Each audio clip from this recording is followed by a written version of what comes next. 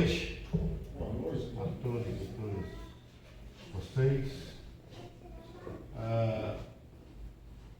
Nos últimos meses, talvez eu tenha feito mais sermões do que quase toda a minha vida pastoral, em forma de sequência. Eu sempre tive muito mais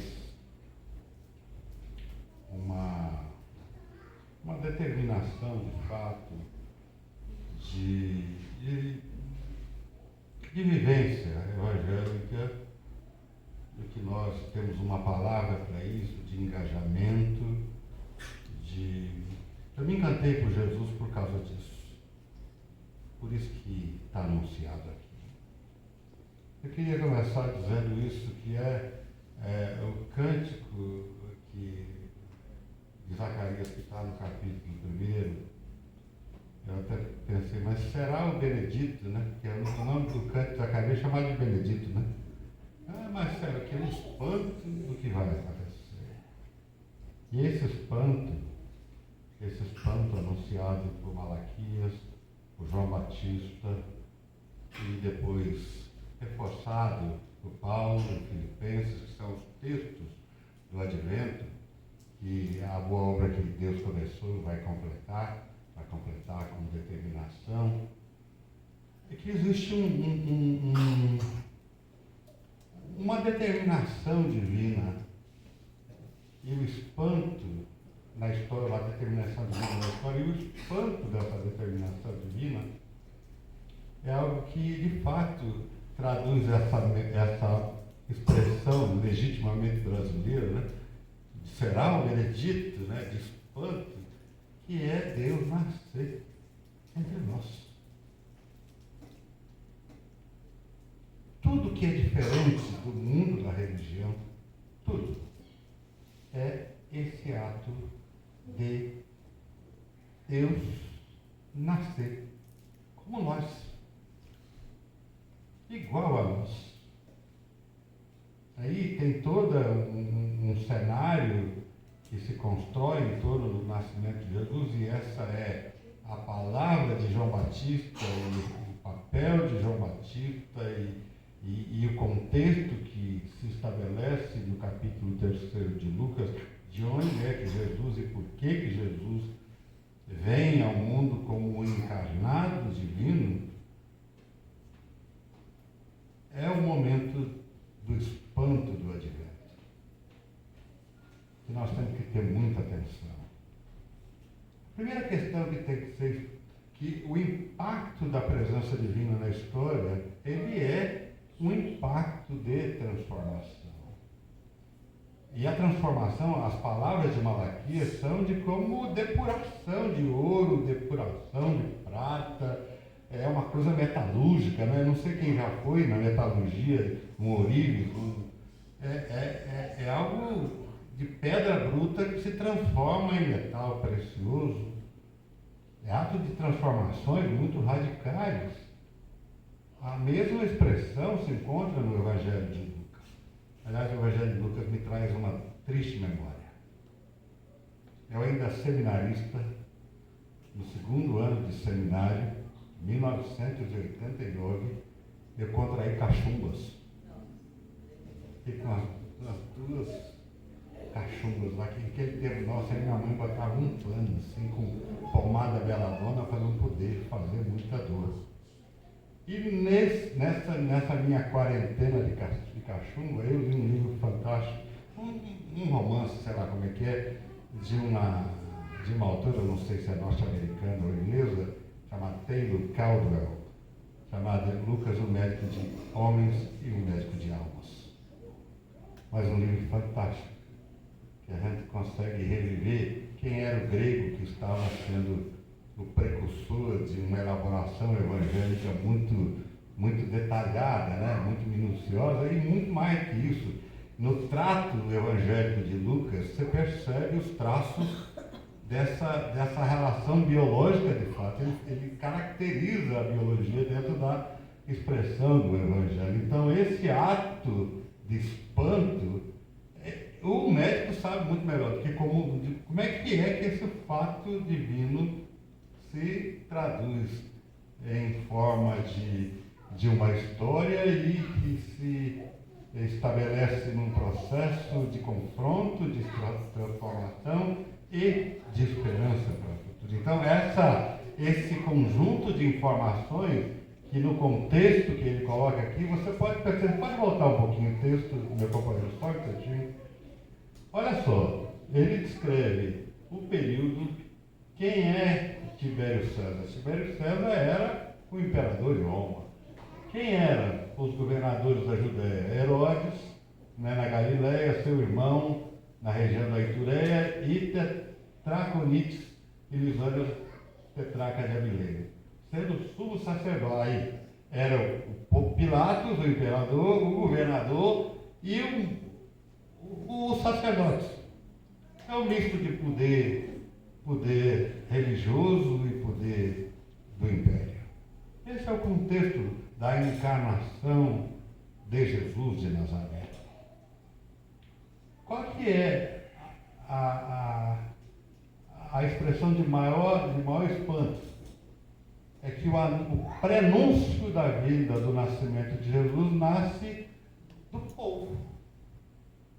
Digo que vem do exército de um cidadão que era caracterizado até como uma espécie de andarilho, João Batista, quase que um andarilho, na forma de ser, né? Se você pegar, ele diz, olha, vocês têm que permitir que a transformação, e aí é o dado mais importante desse pré-anúncio, o dado mais importante do pré-anúncio do advento, na presença de João Batista, que é o fato do arrependimento, da chamada ao arrependimento. Por quê? E a caracterização que se dá nos diversos textos do advento é de que o pessoal estava invertendo todos os valores da vida e da humanidade e que nós precisamos retomar o valor de humanidade. E como é que acontece? Aí eu disse, meu encanto pelo Evangelho e por Jesus de Nazaré é que ele traduz no seu nascimento uma contradição formal diante desse contexto do império, do sacerdócio, do poder, da realidade opressora. Ele se estabelece como o que vem da manjedoura, o que vem do meio rural daquele lugar e que é reconhecido. Mas o anúncio de João Batista é um anúncio popular, é um anúncio que vem do povo, na expressão dele, e ele contundentemente diz: para que haja transformação, nós temos que ver uma nova forma, nós temos que aprender a ver uma nova forma de enxergar a vida e de enxergar a humanidade. Eu acho que o desafio desse texto, ele não precisa ser muito prolongadamente explicado, porque é um fato que nesse segundo domingo de advento é fundamental para nós, que é a antecipação pela fé.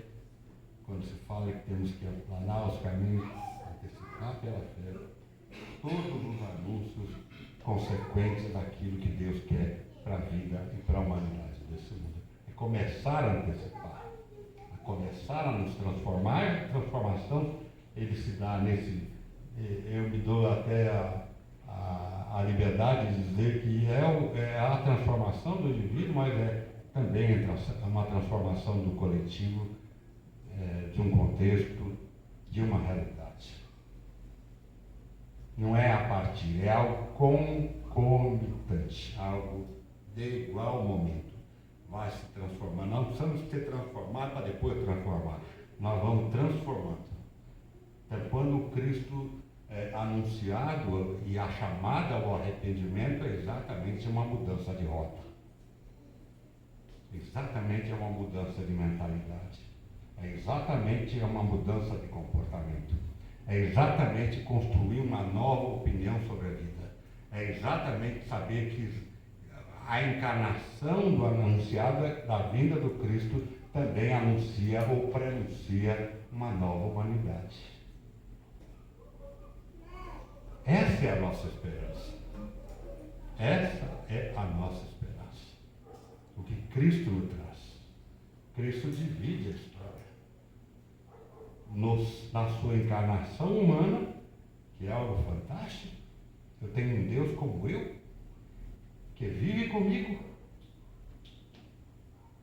que caminha comigo, que está entre nós, que está conosco, com toda essa, ele não está exemplificando a partir de uma elaboração, como a gente costuma dizer, eu preciso entender um código de rituais, ou um código de ética, ou um código de princípios, pura e simplesmente, não, o exemplo da vida do Cristo de Nazaré, desde o seu prenúncio até o seu nascimento, até a sua vida, é para nós o exemplo do que é o ser humano. E de quem nós, pela fé, pela esperança, pelo arrependimento, pela transformação, deveríamos e devemos ser. O Advento antecipa todas essas coisas.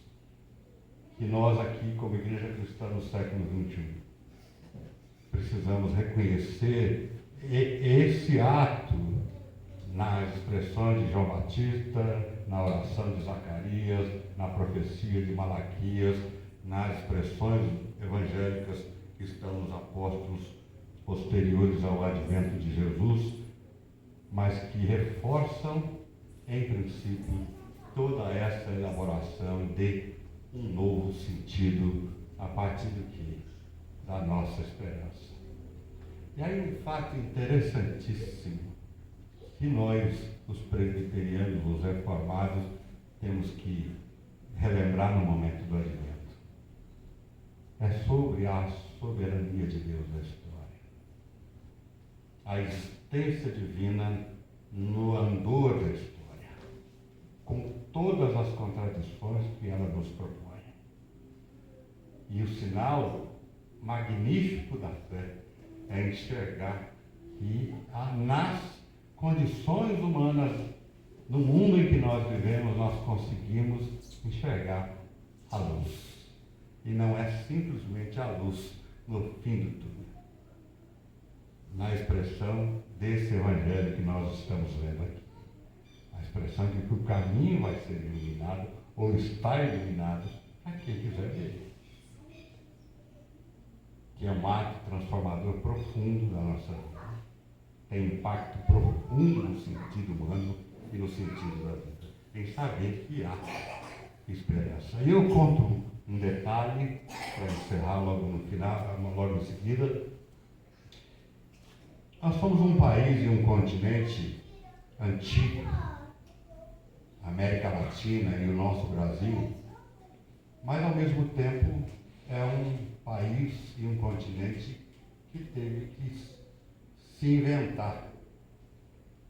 Porque nós nascemos, nosso continente e o nosso país nascemos de um massacre.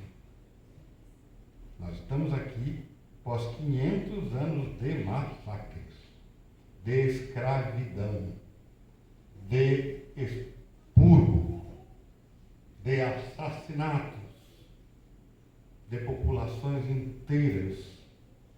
E eu estava no interior do país, eu viajei muito o Brasil, muitos lugares diferentes, mas eu tive muitos anos na região de Altamira, no Pará, quando foi instaurado o processo de construção da usina hidrelétrica de Belo Monte.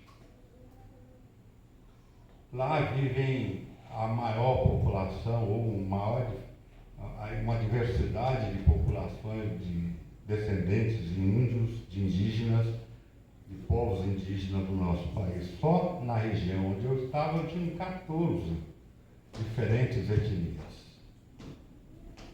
Mas um povo que você percebia que era um povo que viveu só estão ali por força da resiliência, da resistência, e eu consegui identificar isso olhando com os olhos de tudo isso que a gente professa, e que eles só sobreviveram por terem fé. Porque se não houvesse isso, o fato deles colocarem a cabeça de fora, eles seriam mortos. O fato de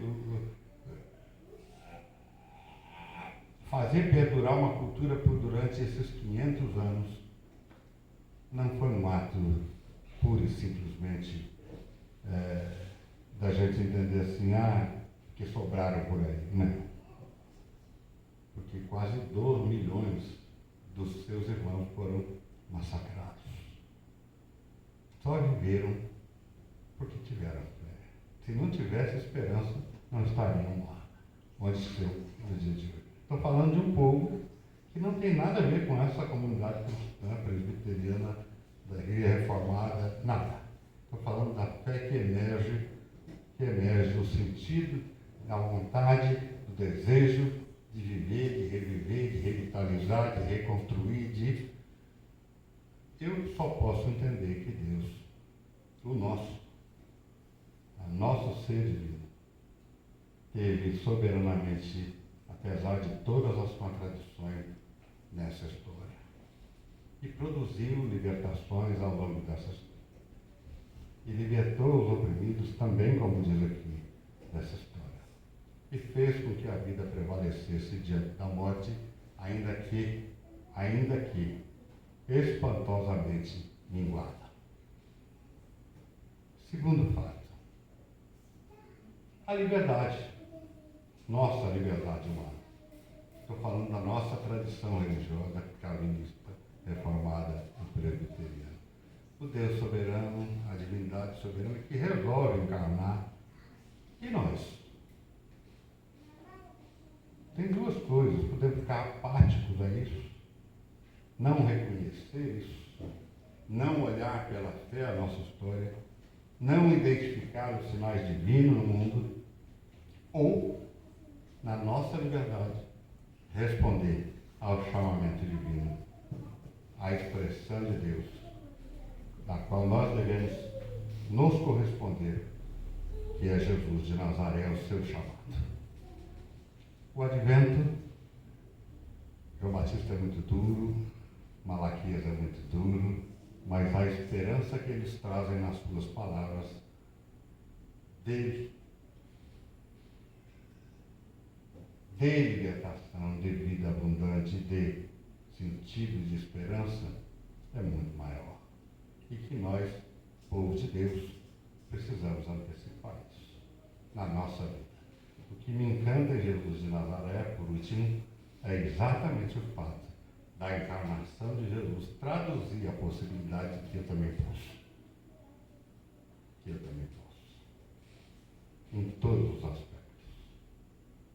Que Deus nos abençoe nesse advento, a essa igreja, ao nosso povo que aqui não está, e que o nosso anúncio de esperança possa, de fato, invocar uma presença profunda da vida e de humanidade nesse advento e nos próximos, e a nosso anúncio como testemunho no mundo seja intensamente esse o qual nós nos inspiramos na pessoa de Jesus de Nazaré. E o prenúncio de João Batista, ainda que seja um pouco duro, às vezes tem que ser, na minha opinião, e tem que ser duro, porque ele tem denúncias muito claras, mas também nós produzimos, além das denúncias, as perspectivas que nós construímos, a inteligência que Deus nos dá de transformação dessa realidade em uma possibilidade real de vida e de esperança para o mundo em que nós vivemos. Então, assim seja o segundo dia do nosso advento, Reverendo Daniel, e assim seja a nossa inspiração da vida de João Batista, de Zacarias, de Malaquias e, quiçá, o nascimento de nosso Senhor. Amém.